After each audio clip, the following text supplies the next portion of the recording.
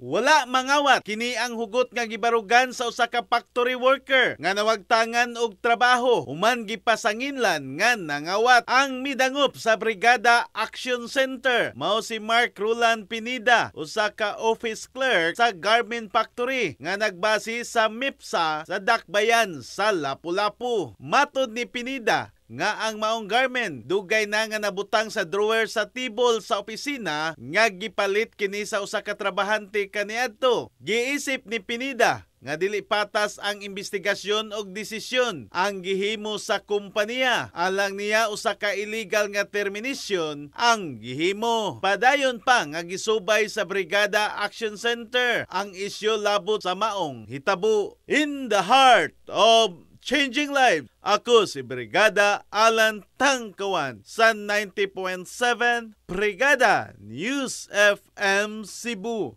the Music and News Authority.